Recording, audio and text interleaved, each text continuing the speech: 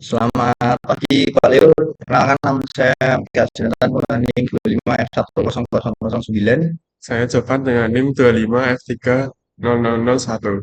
Kita di sini akan menjelaskan tentang geothermal power plant. Yang pertama, apa itu geothermal power plant? Itu adalah pembangkit listrik yang memanfaatkan panas dari dalam bumi untuk menghasilkan energi listrik. Pendahuluan, yang pertama itu ada tren. Kapasitas terpasang pembangkit listrik tenaga panas bumi atau PLTP di Indonesia mencapai 2,71 gigawatt atau sekitar 2,710 MW. Menempatkan Indonesia sebagai negara dengan pemanfaatan energi panas bumi terbesar kedua di dunia. Potensi perkembangannya, kapasitas tersebut meningkat dibanding periode sebelumnya yang berada di kisaran 2,6 gigawatt.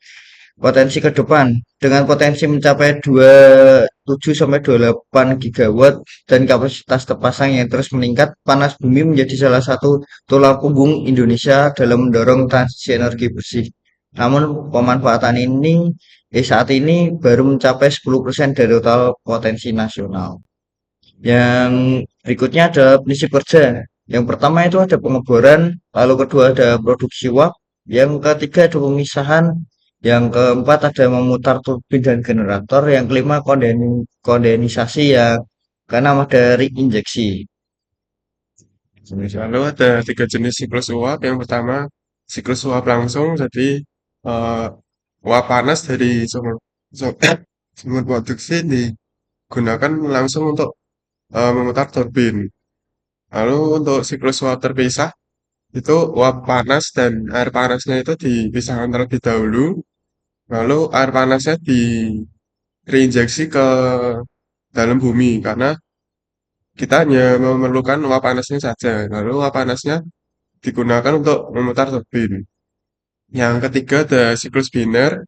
Jadi dalam siklus biner ini menggunakan cairan kerja atau working fluid seperti isobutana, isopentena, atau propana. Jadi uap panas dari sumber produksi digunakan untuk memanaskan isobutana tadi. Lalu setelah isobutana mendidih dan berubah menjadi uap, uap tersebut yang digunakan untuk memutar turbin. Lalu ada kelebihan geothermal sendiri adalah tidak akan habis, stabil dan tidak tergantung cuaca. Lalu biaya operasinya rendah dan konstan. Lalu emisi CO2 sangat rendah dan luas lahan yang dibutuhkan sangat minim. Tapi kekurangannya geothermal sendiri hanya bisa dibangun di lokasi dekat lempeng tektonik. Lalu biaya investasi awal yang sangat tinggi. Karena untuk pengeboran sumur produksi itu di kedalaman 1.500 sampai 3.000 meter itu biayanya sangat tinggi. Lalu ada risiko pelepasan gas H2S biasanya pada saat uji coba sumur produksi itu. Lalu risiko stabilitas tanah dan aktivitas seismik seperti gunung meletus. Lalu di sini ada animasi dari prinsip kerja PLTP.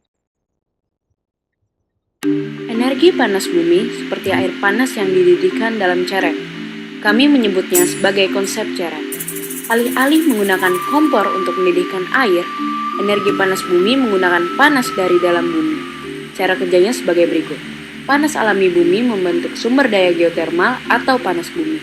Panas ini berasal dari batu-batuan yang meleleh, disebut magma. Biasanya terdapat di kawasan gunung berapi yang tidak aktif. Magma terletak jauh di bawah permukaan dan sumber energi panas itulah yang mendorong pengembangan sumber-sumber panas bumi.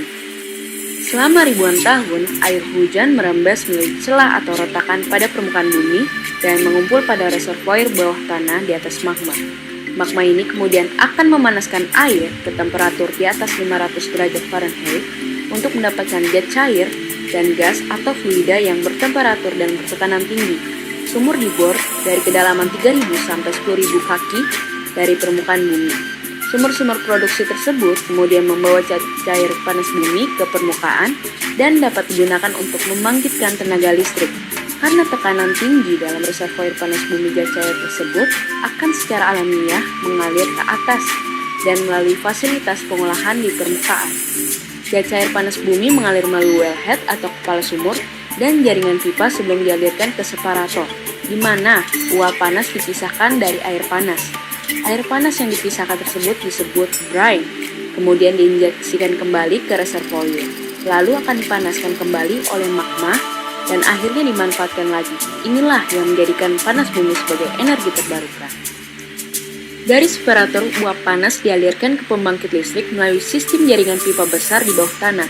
Diameter dari jaringan pipa uap panas ini bisa mencapai 4 kaki. Jaringan pipa uap panas diinsulasi untuk mencegah lepasnya panas, karena jaringan pipa ini melintasi daerah sepanjang 3 km atau lebih. Jaringan pipa ini panas sekali dan akan memuai jika diisi uap panas. Oleh karena itu, pada setiap beberapa ratus kaki didesain pipa lingkar pemuaian. Uap panas akan melalui proses pemurnian terakhir untuk menghilangkan semua kotoran dalam fasilitas scrubber. Uap panas yang sudah diproses kemudian dialirkan ke pembangkit listrik. Tenaga dan energi uap panas digunakan untuk memutar bilah-bilah turbin. Turbin kemudian memutar poros yang dihubungkan ke pembangkit listrik. Muatan listrik dihasilkan dari putaran magnet di dalam generator. Muatan listrik mengalir melalui kabel tembaga menuju trafo di luar pembangkit. Di dalam trafo, tegangan dinaikkan sebelum listrik dialirkan ke jaringan transmisi Jawa Bali dan kemudian disalurkan ke rumah-rumah dan industri.